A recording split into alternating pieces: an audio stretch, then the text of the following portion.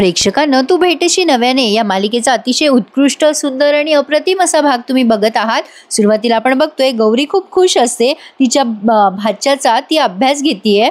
तिच्या भावाचा मुलगा आहे, आता तेवढा तिथे जॅकी आलाय, त्यामुळे त्यांचे घरचे सगळेच घाबरलेत आणि डिस्टर्ब पण झालेत। खूपच छान भाग दाखवला त्यांनी प्रेक्षकांनो। आज अभिमन्यू सर तन्वीचा फोटो हातात घेऊन तिला बघत असतात फोटोमध्ये, तेवढ्यात आता ही रागिणी समोर येते आणि त्यांना दचकवते। अभिमन्यू सर जरा चिडतात आणि म्हणतात, तू नॉक केलं होतंस का? एनिवेज, मी कदाचित ऐकलं नसेल, काय काय काम होतं तुझं इथे? अभिमन्यू सरांनी रागिणीला न कळू देता तो फोटो पटकन कपाटात ठेवून दिलाय। आता रागिणी म्हणते, अरे अभिमन्यू, तुझ्या स्टेटसला शोभेल आणि तू अपग्रेड होशील असं मी काहीतरी भेटवस्तू तुला आणली आहे, हात पुढे कर बघू। अभिमन्यू सरांचा हात ती स्वतःच पुढे घेते आणि ते पेन त्यांना दाखवतीये आणि हा पेन किती महागडा आहे आणि या पेनचे काय काय फायदे तोटे आहेत ते सगळे तिने एक्सप्लेन केलेत। आता कसे कसे ते पुढे बघत राहा। अभिमन्यू सरांना ती म्हणत असते, ह्या अशा जुन्या पेन्सची आता तुला गरज नाहीये। रागिणी अभिमन्यू सरांच्या खिशाला हात लावून पेन काढत असते, तेव्हा अभिमन्यू सर तिचा हात असा धरतात आणि खूप चिडतात तिच्यावर, म्हणजे रागाने बघताय तिच्याकडे। आता इकडे हा जॅकी आलाय आणि गौरीला म्हणतोय, काय मग कसं चाललंय सगळं? त्याची खूपच वाकडी नजर आहे आपल्या गौरीवरती। गौरीचे बाबा म्हणतात, तू तर वसुलीला नंतर येणार होतास ना रे? जॅकी म्हणतो, अरे काय आपण वसुलीलाच येतो का? आपल्या माणसांसाठी, आपल्या घरासाठी येतो कधी कधी मी इथे विचारपूस करायला। आता तो रागाने बघत असतो गौरीकडे आणि इकडे ही रागिणी या अभिमन्यू सरांकडे बघतच राहते। अभिमन्यू सर तिचा हात झटकतात। त्या दोन्ही सीन्स मध्ये ना प्रेक्षकांनो तुम्हाला कळेल की अभिमन्यू सर आणि गौरी दोघ जण किती स्वाभिमानी आहेत। अभिमन्यू सर रागिणीला सणसणीत उत्तर देतात, माझ्या वस्तूला हात लावलेला मला न विचारता अजिबात आवडत नाही। मेडल म्हणजे अशी गोष्ट आहे की जी मिळवायची असते आणि मग मिरवायची असते आणि माझं पेन माझ्यासाठी मेडल्स पेक्षा काही कमी नाहीये। आता रागिणी त्यांच्या मागे मागे करते आणि म्हणते, अरे अभि, तू ऐकून तरी घे या पेनाचे फीचर्स। अरे -40 डिग्री मध्ये सुद्धा हे पेन गोठत नाही आणि खूप तापमानामध्ये पण हे खराब होत नाही कधीच। आणि या पेनचं एक ऍप आहे, तू या पेनने जे काही लिहिशील ना ते तू जर स्कॅन करून ठेवलं ना त्या ऍपवर तर ते कायमस्वरूपी तुझ्या सोबत राहील। आणि बेस्ट पार्ट काय आहे माहिती का? हे पेन कधीच खराब होणार नाही आणि ते हरवलं जरी तरी ते ऍप थ्रू तू शोधू शकशील। आता अभिमन्यू सर म्हणतात, एकतर मी या कडाक्याच्या थंडीत कुठेही जाणार नाहीये, समुद्राच्या तळाशी जाऊन मला काही रत्नांचा शोध लावायचा नाहीये आणि मी लिहून ठेवलेल्या गोष्टींसाठी मला कुठल्याही ऍपची गरज नाहीये। माझ्या आठवणी पुष्कळशा आहेत आणि माझं पेन चुकून जर कोणाच्या हाती लागलंच तर ते मला बरोबर ओळखता येतं। प्रेक्षकांनो, आपल्याला या पेनाची कथा ऐकायला आवडेल नाही का? पुढच्या भागामध्ये नक्की त्यांनी ती ऐकवावी अशी आपल्या सगळ्या प्रेक्षकांकडून मी विनंती करते। तर रागिणी आता बघतच राहते या अभिमन्यूकडे, त्यांनी छान उत्तर दिलं ना। असो, तर आता इकडे हा जॅकी गौरीला उगाचच त्रास देत असतो आणि म्हणत असतो, पाण्या पावसाचे दिवस आहे, नाही छत्री लागेलच ना, त्याने गौरीसाठी आणली आहे छत्री। आता तिची ही भाऊजाई आहे म्हणजे भावाची बायको, ती लगेच लोचट सारखी ती छत्री घेते। मग हा जॅकी म्हणतो, मी गौरीसाठी आणली आहे ती छत्री। पण गौरी मात्र त्याची ही छत्री घ्यायला नकार देते आणि म्हणते, जो माणूस छत हिरावून घेतो त्याने छत्री द्यायची काही गरज नाहीये आम्हाला। त्या जॅकीला येतो राग। मग आता तिची भाऊजाई म्हणते, मी आहे ना, मी घेते ना तू दिलेली छत्री आणि इकडे।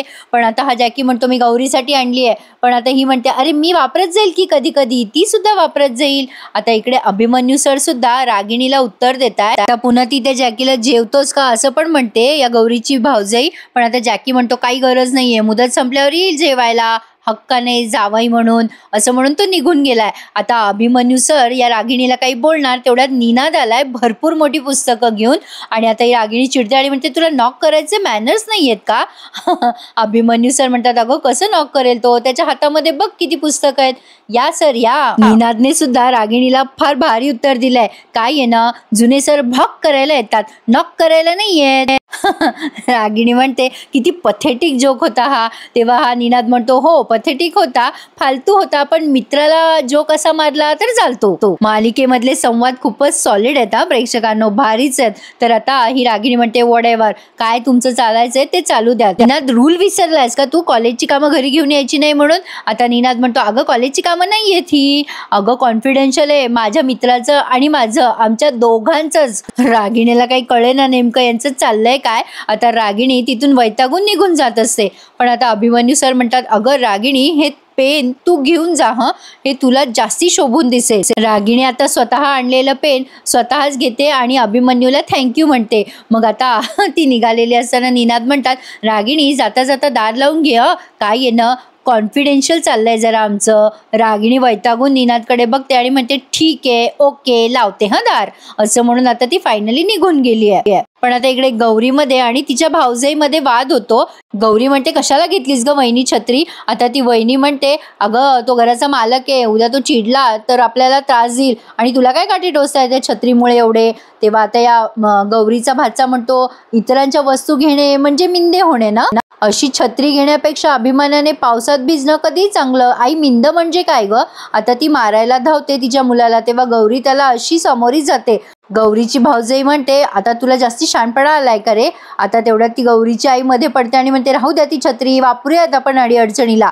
गौरी म्हणते, अजिबात नाही, मी बाबाने सुधरवलेली छत्रीच वापरणार.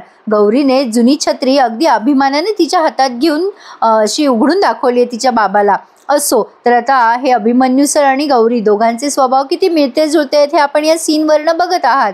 पण आता प्रेक्षकांनो, निनाद सरांनी काही पुनर्जन्मावरचे पुस्तकं आणले आहेत. अभिमन्यू सर ते प्रत्येक पुस्तक बघतात आणि म्हणतात, हे काय आहे रे? अरे, ही पुनर्जन्माची पुस्तकं कशाला आणली आहेस तू? निनाद म्हणतात, अरे पुनर्जन्म हा असतो. अभिमन्यू म्हणतात की अरे माझा काय संबंध आहे पुनर्जन्माशी? निनाद म्हणतात, अरे बाबा तुझा नाही, पण गौरीचा संबंध असला तर, म्हणजे तन्वी गौरी बनून आली असेल तर. आता हे अभिमन्यू म्हणतात, काय बोलतोयस तू?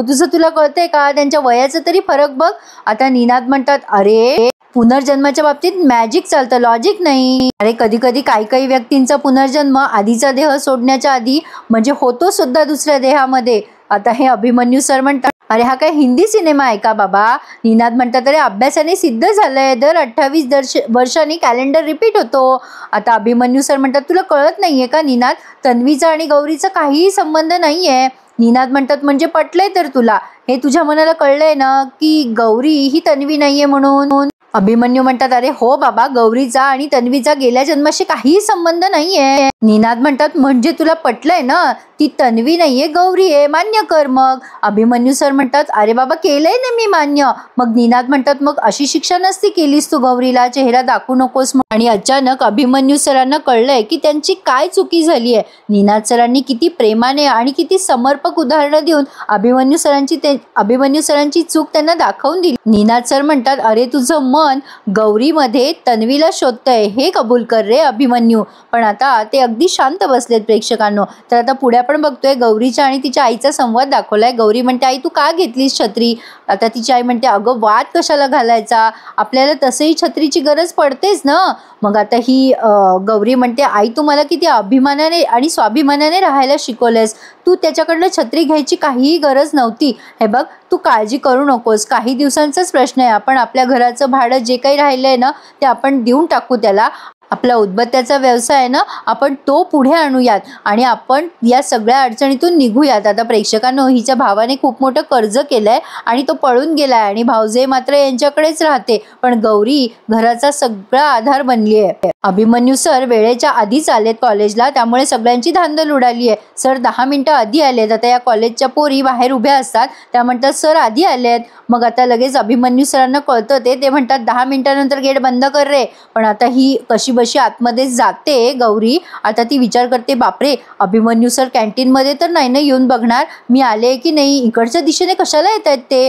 गौरी जरा घाबरतीये. पण प्रेक्षकांनो, या गौरीचा ड्रेस कसला सुंदर आहे नाही, मला फार आवडलाय बाई. कोणाकोणाला आवडलाय ना त्यांनी मला नक्की कमेंट करून कळवा. इतकं छान सुंदर कॉम्बिनेशन मी कधीच बघितलं नाही. आता हे अभिमन्यू सर कॅन्टीनच्या दिशेने येतच असतात, तशीच गौरी धापा टाकत कॅन्टीनमध्ये पोहोचते. अण्णा म्हणतात, काय ग काय झालं, काही केलंस की काय पुन्हा तू?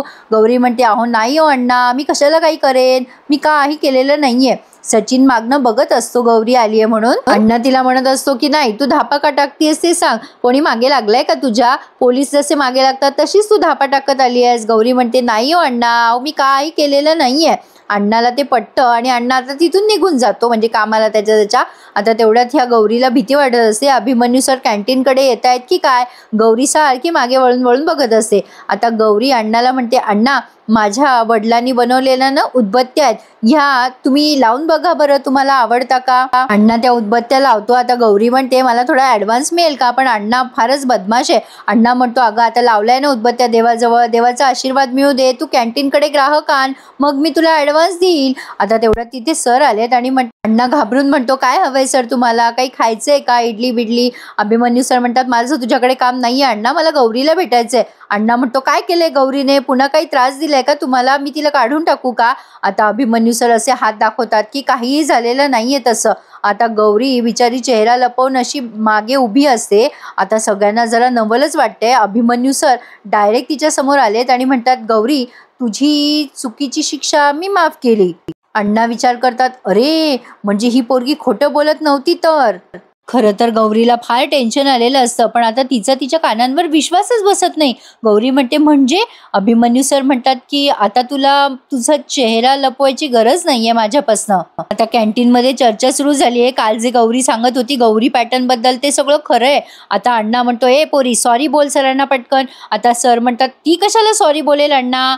आता अण्णा म्हणतो बरं मी सॉरी म्हणतो, सॉरी सर चुकलं आमचं. आता सर म्हणतात अरे तू कशाला सॉरी बोलतोय? आता अण्णा म्हणतो हो तिचं सॉरी तिलाच म्हणायला लावतो, अगं पोरी सॉरी बोल. आता अभिमन्यू सर म्हणतात कोणाला काही सॉरी बोलायची गरज नाहीये, मी इथे गौरीला माफ करायला आलो होतो, माझं काम झालंय मी निघालो. आता असं म्हणून ते निघालेले असतात, पण आता गौरी त्यांना थांबवते आणि म्हणते सर एक मिनिट. आता ती तिच्या पर्समधनं उदबत्त्या काढते आणि म्हणते ह्या घ्या उदबत्त्या. सर म्हणतात ह्याचं मी काय करू? आता गौरी म्हणते की सर ह्या उदबत्त्या आहे ना माझे बाबा त्यांच्या हाताने बनवतात, तुम्ही जर या उदबत्त्या घेतल्या तर मी असं समजेन की तुम्ही मला माफ केलंय. प्लीज सर तुम्ही जर खरंच मला माफ केलं असेल तर घ्या ना हे. आता गौरीने अतिशय प्रेमाने आणि आपुलकीने त्या उदबत्त्या दिल्यात सरांना, त्यामुळे ते नाही म्हणू शकले नाही. त्यांनी त्या उदबत्त्या एक्सेप्ट केल्या आणि ते तिथून निघून गेले. आता गौरीला फार आनंद झालाय बरं का प्रेक्षकांनो, खूपच छान दाखवलाय आजचा भाग. आणि आता सर त्या उदबत्त्या घेऊन स्टाफ रूम मध्ये जातात. गौरी खूप खुश होते आणि आता कॉलेजमधले तिथे कॅन्टीनमध्ये जे मुलं बसलेत ते सुद्धा खूप खुश होतात. पण आता सगळ्यांना असं वाटतं की डोळ्यात डोळे घालून बोललं अभिमन्यू सरांच्या की सरांना पटतं ते आणि सर माफ करतात, असा तर सगळ्या कॉलेजमध्ये रूमर पसरलाय. आणि सगळीकडे तशी चर्चा पण रंगली आहे. प्रत्येक विद्यार्थी म्हणतात सरांच्या डोळ्यात डोळे घालून बोललं ना की सर माफ करतात, डायरेक्ट सांगितलं ना तर सर माफ करतात, आपण गौरी पॅटर्न वापरायला हवा. अरे देवा.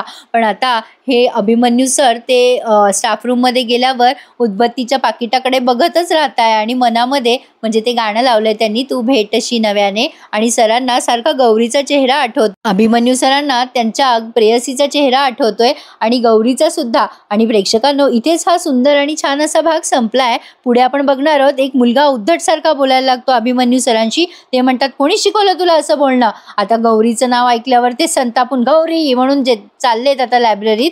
गौरी घाबरते आणि तिच्या हाताने बरीच पुस्तकं पडतात लायब्ररी मधली आणि कोणीतरी लायब्ररी लॉक करून लायब्ररी बाहेरून कोणीतरी लावून गेलंय, वेळ झालीये म्हणून. अभिमन्यू सरांचाच नियम फॉलो झालाय बरं का. पण आता अभिमन्यू सर आणि गौरी दोघही जण लायब्ररीमध्ये अडकलेत. आता ह्या दोघांमध्ये काही बोलणं होईल का आणि कसं कसं बोलणं होईल, काय काय होईल, हे सगळं बघणं खूप इंटरेस्टिंग ठरणार आहे प्रेक्षकांनो. पुढचा भाग बघण्यासाठी आत्ताच आपल्या चॅनलला सबस्क्राईब करा आणि तू भेटशी नव्याने सोमवार ते शुक्रवार रोज बघा सोनी टीव्हीवर. धन्यवाद.